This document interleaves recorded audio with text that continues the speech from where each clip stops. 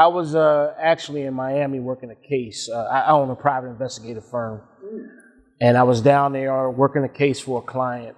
And it happened to be at one of a cigar function. Okay. In this particular one, it was a cigar function on a yacht. Oh, okay. So I was out on the yacht. I had my hidden cameras on my body and other things, all the other accoutrements with me to do what I need to do. Do I need to edit this? No, it's all good. It's all good.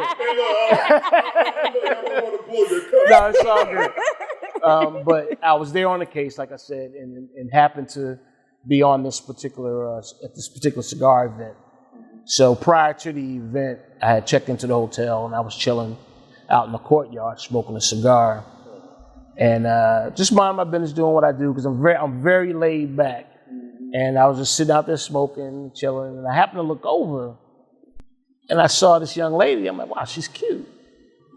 And I didn't think anything of it. I'm like, oh, she's cute. All right, I'm here to work. I'm not here to entertain myself. But you looked at it again. Of course. Yeah, I looked at it again. I'm like, shit, she's really cute.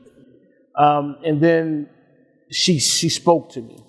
So he walks out, and I'm there with a guy that's like my big brother. He walks out, and he's got his tank top on and his shorts and everything, and I see them biceps and them calves, and I was like, okay, so the thought was supposed to stay up here, but it came out my mouth, and I was like, damn, as he was walking by, and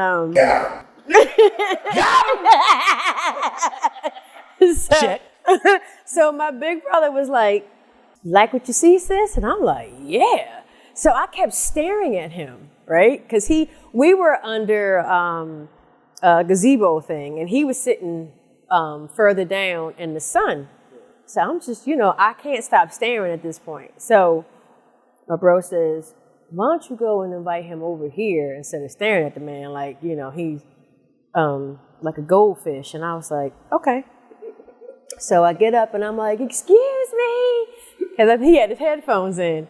And I'm like, instead of going closer, I'm yelling, excuse me. Like old boy. Right. And I have no clue what's going on. I'm chilling. So he looks up and he says, yes. And I said, are you here for the cigar event? And he was like, I don't know, I'm getting on a boat on Sunday. And I was like, yeah, that's the one. And so I was like, why don't you come over here out the hot sun, and join us. That was on a Thursday in 2018. And we have been together ever since.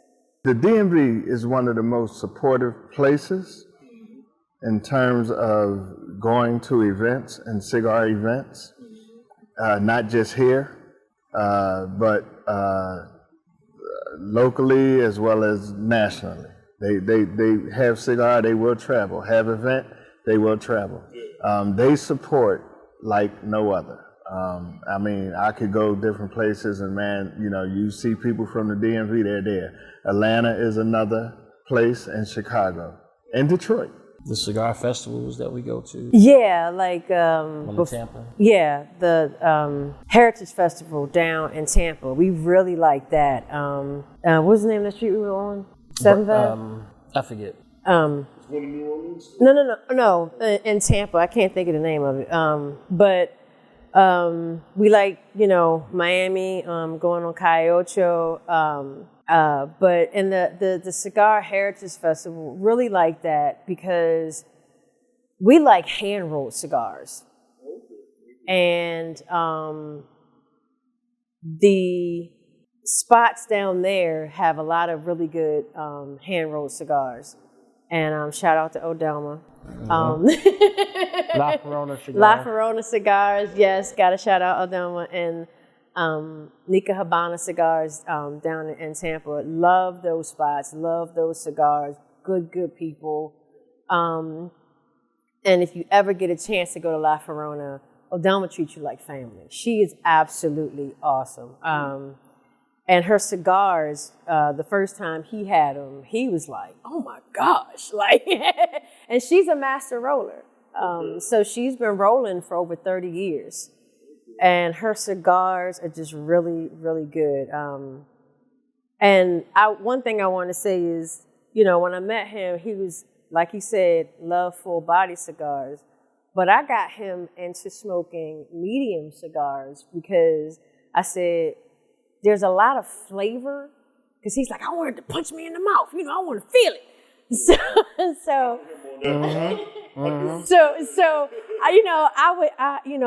I'm always the one to introduce him to different cigars, because I think I've been with him long enough. I understand his palate. And so I'm like, babe, you're going to like this because it has, this flavor or that flavor. And he understood that. Like, he started to understand that, okay, I get that, it might not punch me in the mouth, but it's good all the way through. You know what I mean? So that's the one thing that I like about the medium area in cigars, is that there's a whole flavor range there.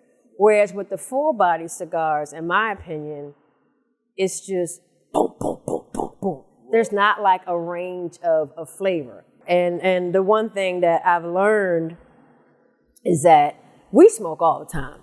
We always smoking. He wake up and he got a stick in his hand. You know what, man? My morning smoke. Wow. And can I get up for a second? My normal morning smoke. This little $5 cigar, it's about $6 now, is my morning go-to smoke with a cup of coffee and a little shot of Baileys, okay? And I've always smoked the Robusto of this until my days at Petworth. There's a gentleman by the name of Wine. Wine would come in every day and buy this little short cigar. And I've never seen somebody take about an hour on a cigar this long. But he's enjoying it.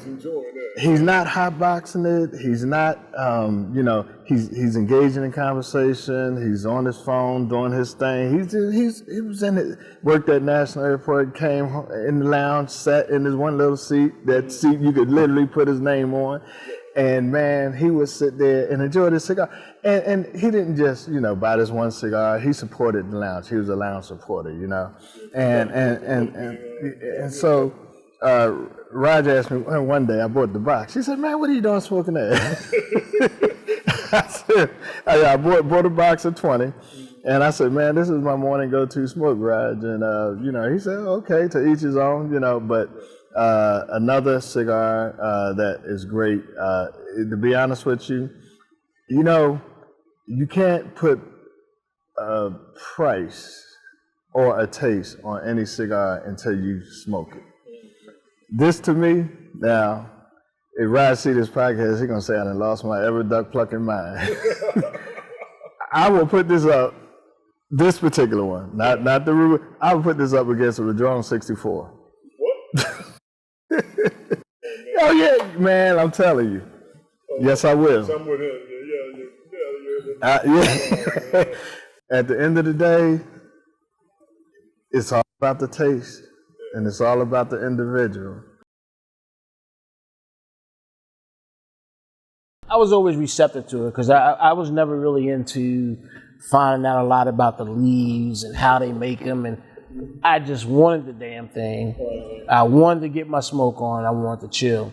So she kind of enlightened me on, the manufacturing process, the difference in the leaves, how they actually construct it, and the different flavors that go along with that. So I'm like, all right, well, she really knows her can I curse on this? She knows her shit. She really knows her shit. And I was like, so I would really just listen. And I'm the type, there's always something to learn. You know what I'm saying? And she broke a lot of things down to me. And I'm like, all right, it makes sense. Then I started doing my own research. I'm like, all right, she right. I was checking on you. All right, she figured that you got it. And then that was very attractive to me because for one thing, I could do something that I enjoy with the person that I enjoy. You know what I'm saying? So for me, you got a good point on that right there. Exactly. So her knowledge of cigars, I could only grow within this relationship by doing the things that I like to do, that we both like to do. But that's one of the things that made the experience of us being together that much greater. The culture has become so saturated. In a good way, or? In a good way, and then also in a bad way. I'll say in a good way because there are certain people, when they do events, they do them right. They do them great. They have the people in mind, and they have the smokers in mind. And then there are some that are in it and absorbing the money. There's an event,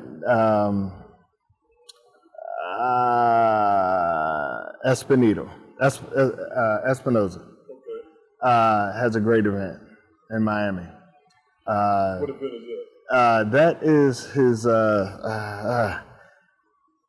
I can't think of the name because I've only gone once. But let me just I'll give you an event that I can name. Honest Aid, which is in Tampa.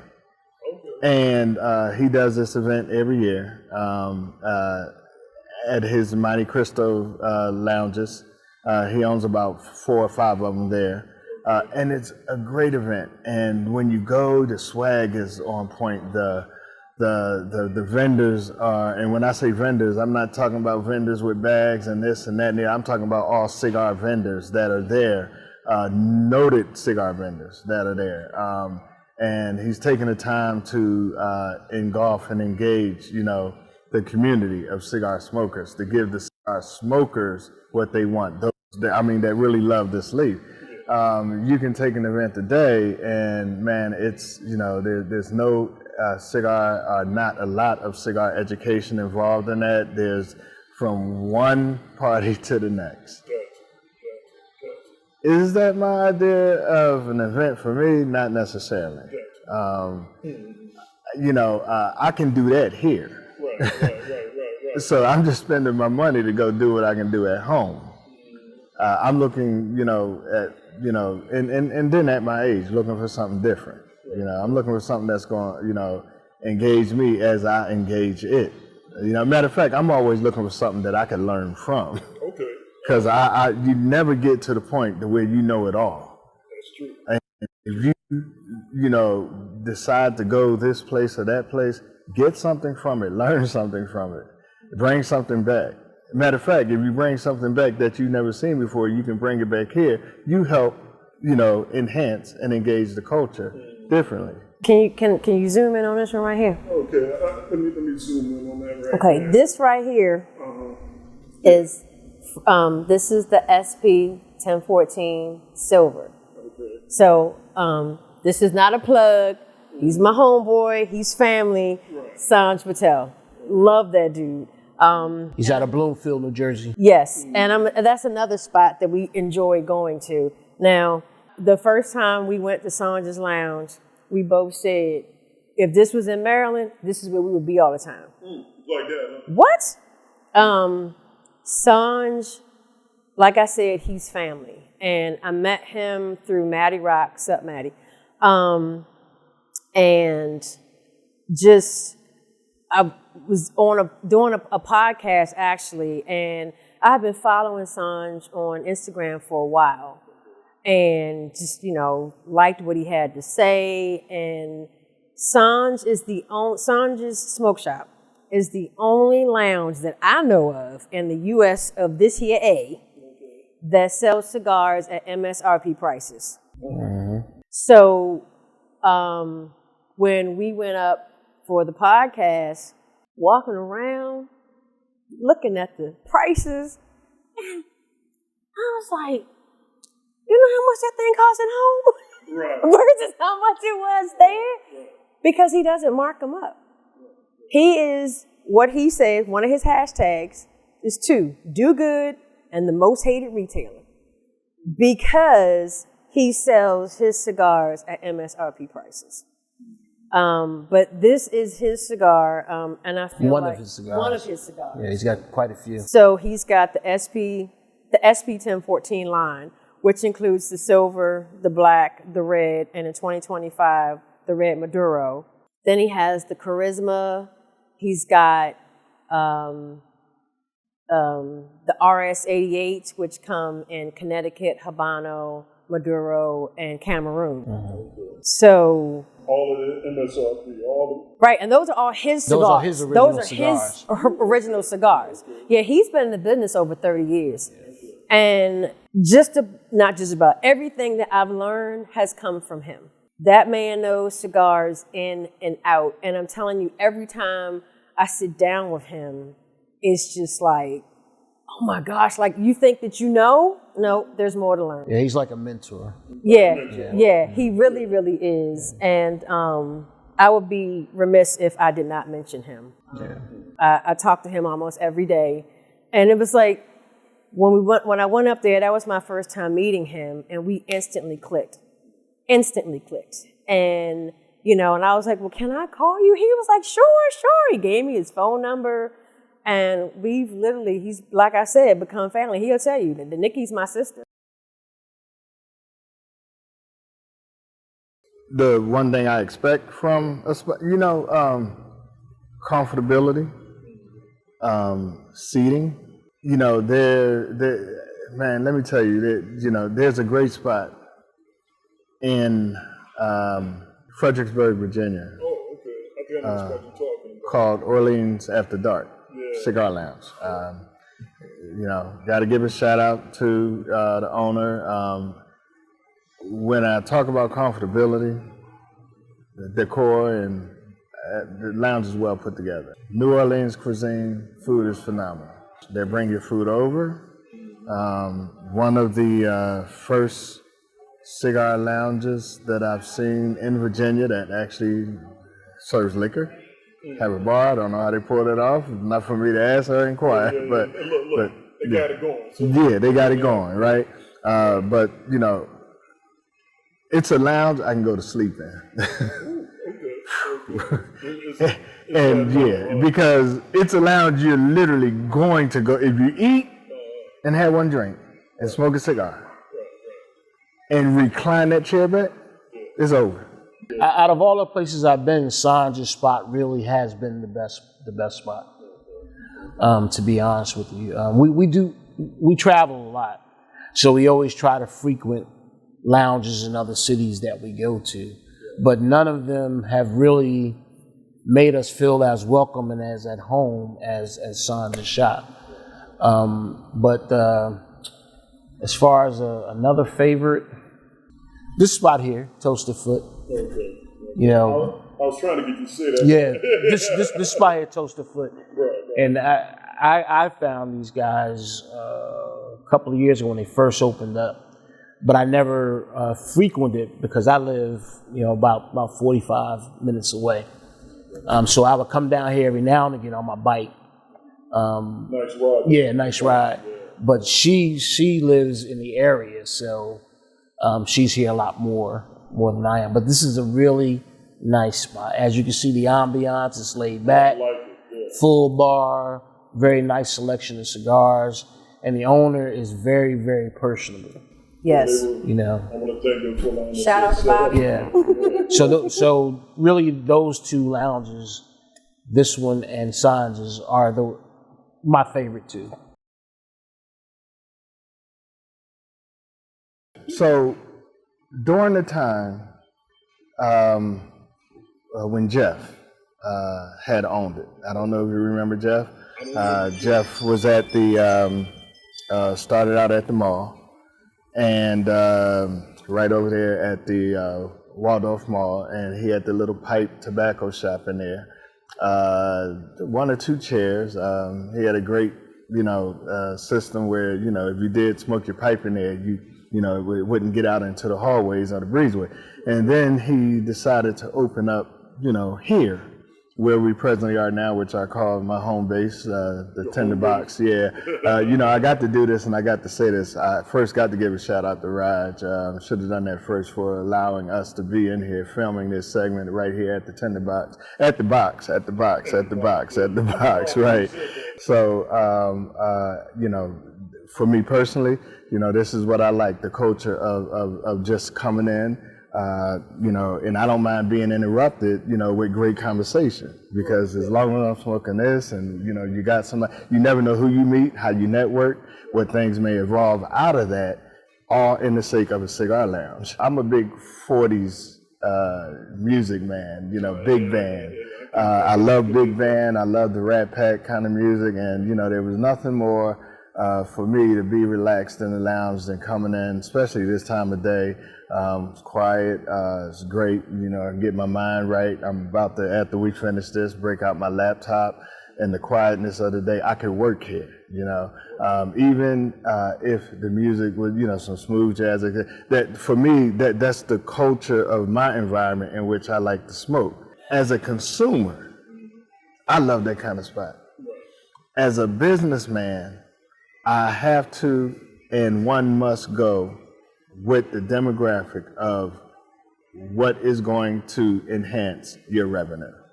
While everyone may not like it, you might not even like it, but the bills got to be paid, because it's different from being a patron in the lounge and then being a lounge owner, because sometimes lounge owners, based on the revenue that they want to make and how they're going to make it, got to change the culture of what you have. Like you said, Raj is an individual that understands the culture of what this is about, but he also is a smart businessman in terms of giving the people around what they want, listening, keeping his ear to the ground, and consistently having a structurally laid out environment from Monday through Sunday.